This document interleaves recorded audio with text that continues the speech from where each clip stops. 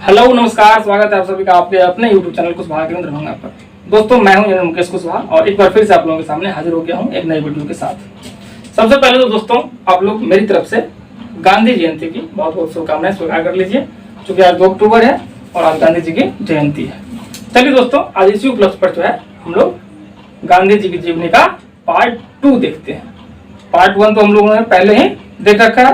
अगर आप लोगों से किसी ने नहीं देखा है तो आप चैनल पे जाकर के मैं उसका लिंक आप लोगों को डिस्क्रिप्शन में या फिर कमेंट बॉक्स में डाल दूंगा, वहां जाकर के देख लीजिएगा। आज हम लोग पार्ट 2 देखते हैं।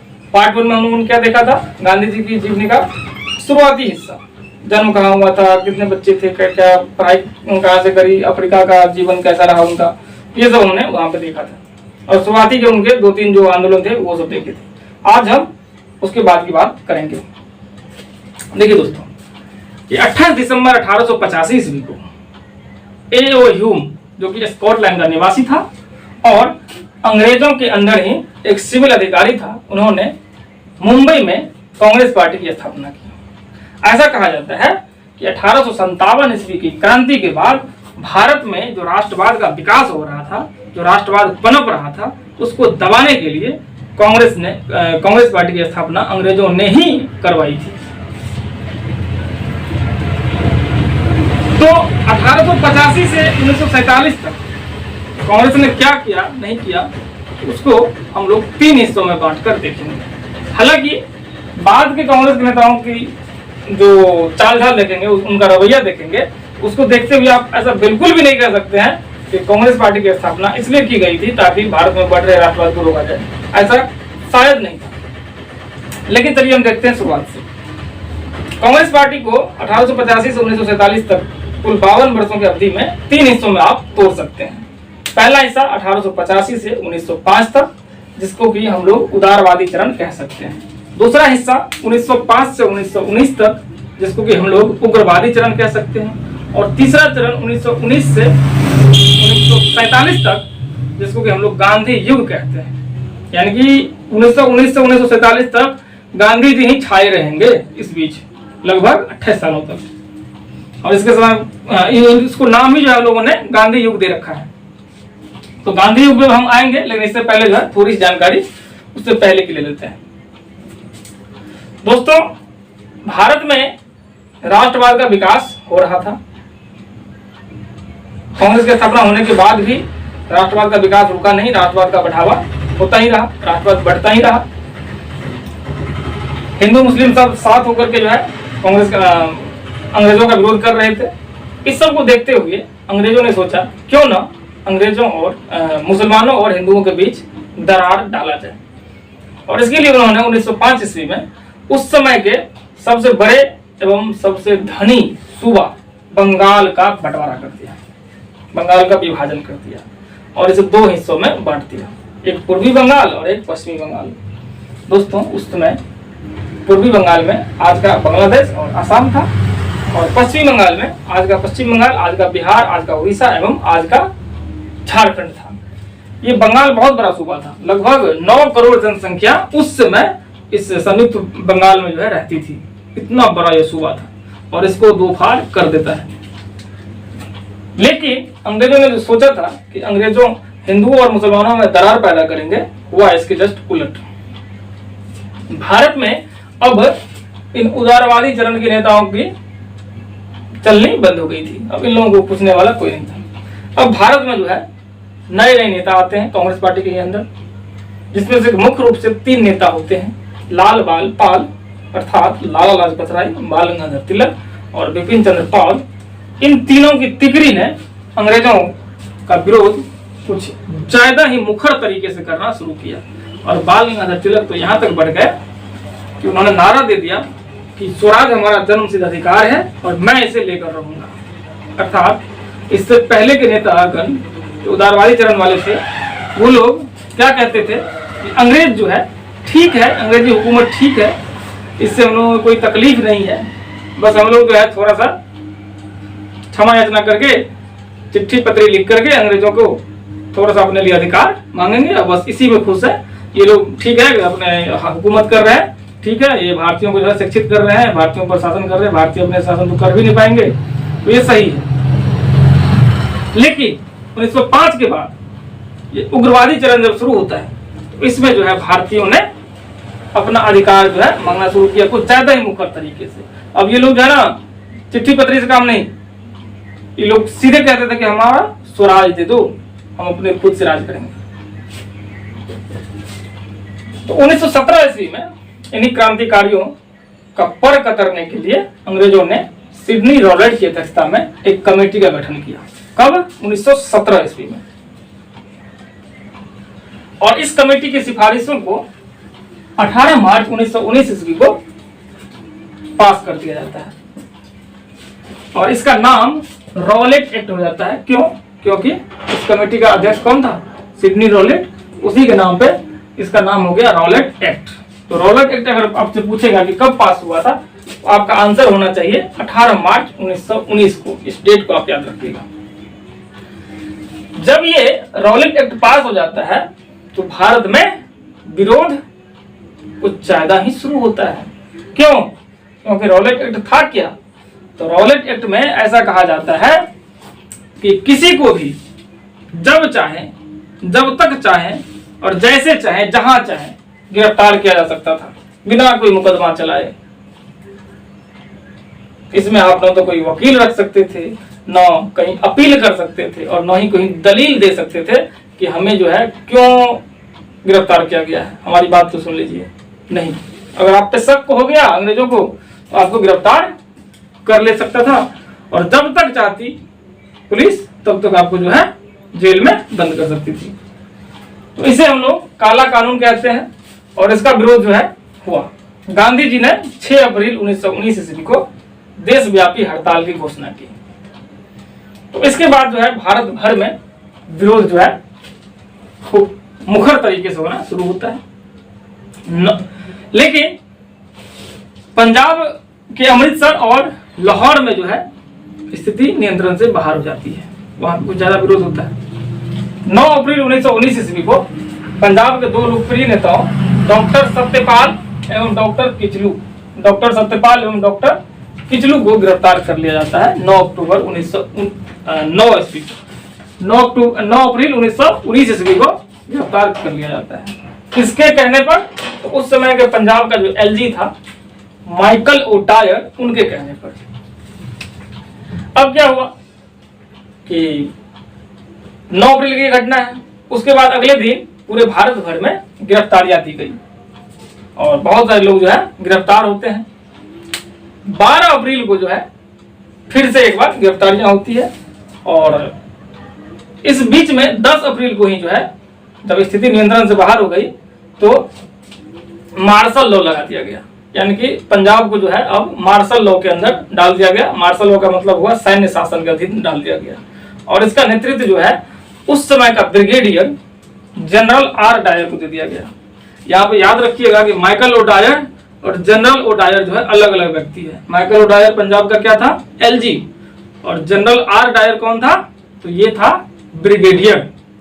मार्शल लॉ का नेतृत्व किसको मिला था? जनरल आर डायर को। डॉक्टर सत्यपाल एवं किचलू को आदेश किसने दिया था गिरफ्तार करने का? तो वो माइकल ओडायर ने दिया था। इसी माइकल ओडायर की बाद में हत्या की जाती है। तो अब जनरल आर डायर के अंदर जो है पंजाब आ चुका है। 13 अप्रैल 1919 को बैसाखी के दिन पंजाब का एक शहर है अमृतसर और उसके अंदर एक जगह है जालियांवाला बाग, वहां पे हजारों लोग इकट्ठा होकर के अंग्रेजों के खिलाफ शांतिपूर्ण तरीके से जो है प्रदर्शन कर रहे थे। अचानक से वहां जनरल आर डायर पुलिस बल के साथ आता है और गोलियां चलानी शुरू कर देता है। गोलियां चलानी जो है शुरू कर देता है।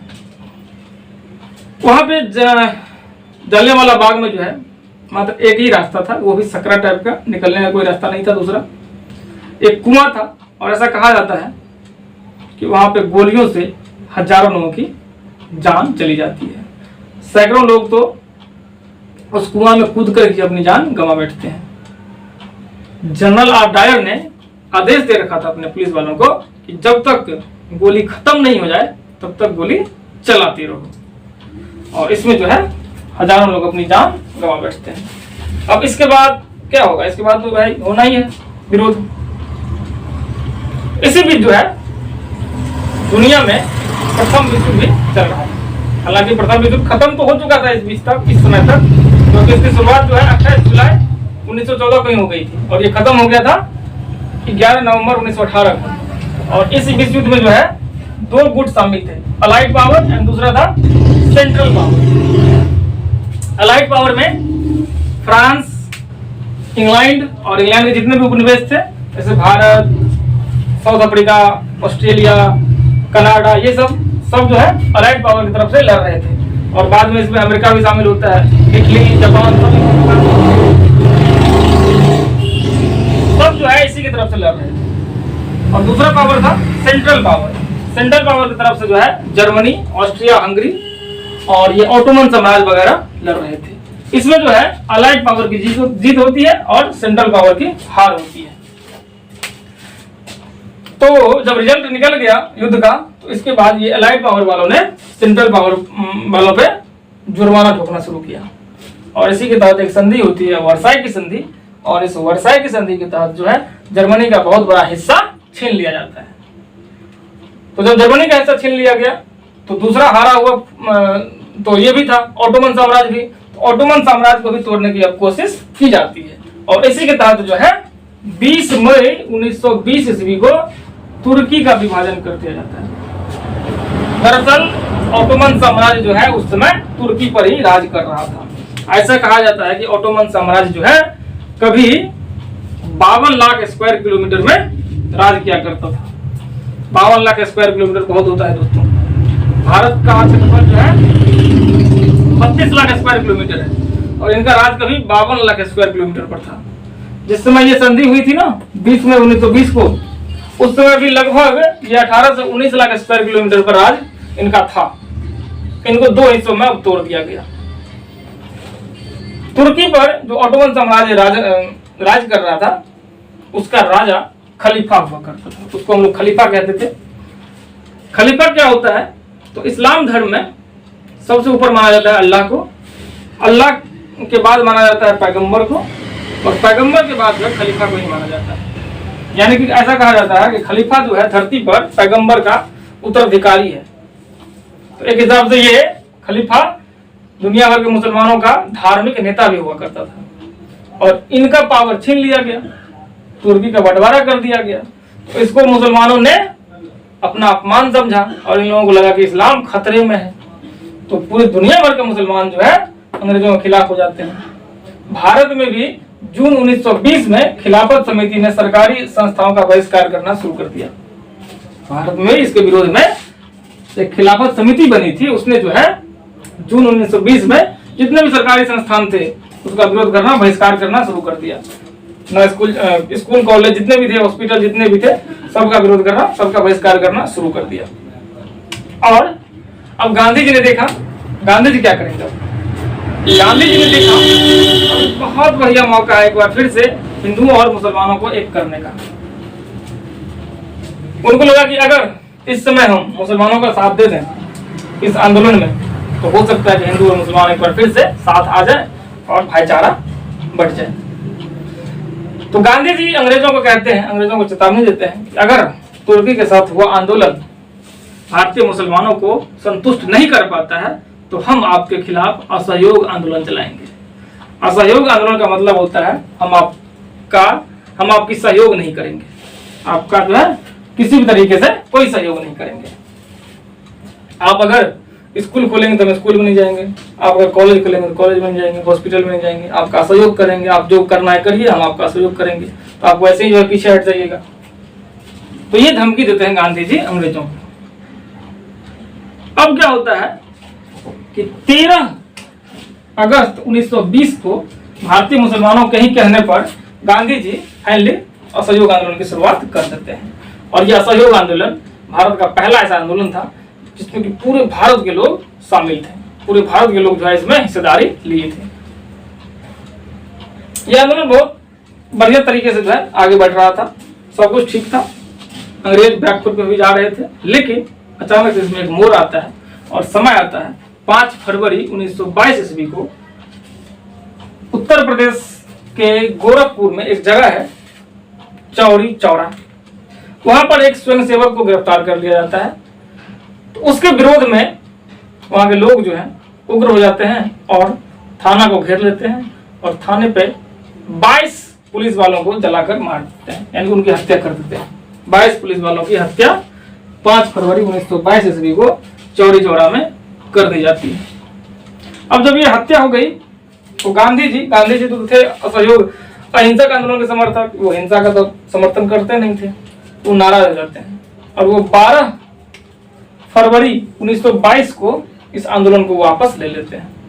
हालांकि इस आंदोलन को वापस लेने के बाद जो है भारत में बहुत सारे नेताओं ने इसका विरोध भी किया था कि एक जगह के मतलब घटना को लेकर के आप इतना बड़ा आंदोलन वापस कैसे ले सकते हैं, जिसमें कि पंडित मोतीलाल नेहरू, सुभाष चंद्र बोस, लाला लाजपत राय जैसे नेता भी इनका विरोध किए थे।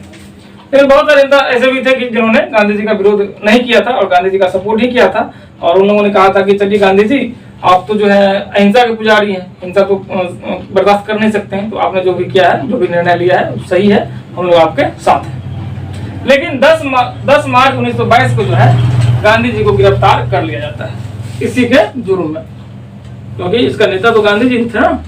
अगर कोई कुछ करेगा तो इसकी जिम्मेदारी किसकी होगी? नेता की। तो गांधी जी को गिरफ्तार जो है 10 मार्च 1922 को कर लिया गया और इनको जो है 6 सालों का कारावास हो जाता है, 6 सालों की जेल हो गई। लेकिन गांधी जी के खराब स्वास्थ्य को देखते हुए उनको कुछ ही समय के बाद छोड़ दिया जाता है और जब जेल से निकलते हैं तो 1924 में कांग्रेस का एक अधिवेशन होता है, बेलगांव अधिवेशन, और वहां पर उस अधिवेशन की अध्यक्षता गांधी जी करते हैं। आप लोग एक बात याद रखिएगा, ये कांग्रेस की अध्यक्षता जो है मात्र एक बार गांधी जी ने उसी 1924 के बेलगांव अधिवेशन में की है, न उससे पहले और न उसके बाद कभी गांधी जी कांग्रेस की अध्यक्षता करते हैं। और इसके बाद जो 1924 के बाद गांधी जी कुछ समय के लिए ब्रेक लेते हैं राजनीति से और समाज सेवा जो अपना वो कर रहे थे वो वहाँ पे गुजरात के साबरमती आश्रम में, फिर वहीं चले जाते हैं और वहीं से जो है अपना धार्मिक क्रियाकलाप भी करने लगते हैं, आराम से जो उनका अपना था वो करने लगते हैं और कुछ समय के लिए राजनीति से दूर हो जाते हैं। तो दोस्तों, जैसा कि मैं देख रहा हूँ कि वीडियो बहुत लंबा हो गया है और अगर मैं 1947 तक आऊँगा तो वीडियो और भी लंबा हो जाएगा और शायद 1 घंटा से भी ज़्यादा लंबा हो सकता है। और अगर मैं इतना लंबा वीडियो अपलोड करना चाहूँगा तो हो भी नहीं पाएगा, दिक्कतें आ जाती हैं, परेशानियाँ आ जाती हैं। तो इसलिए मैं चाहता हूँ कि इस वीडियो को अभी फिलहाल के लिए यहीं पर रोक दिया जाए। तो मुझे इसका पार्ट 3 लेकर भी आना पड़ेगा, मैं आ जाऊँगा, कोई दिक्कत नहीं है। अभी आप लोग जो है इस पार्ट 2 को यहीं तक देखिएगा और अगर आप लोगों को ये वीडियो इतनी बातें जो मैंने बताई हैं अगर आपको पसंद आई हैं तो कृपया इस वीडियो को लाइक कर दीजिएगा, अपने दोस्तों के साथ शेयर कर दीजिएगा।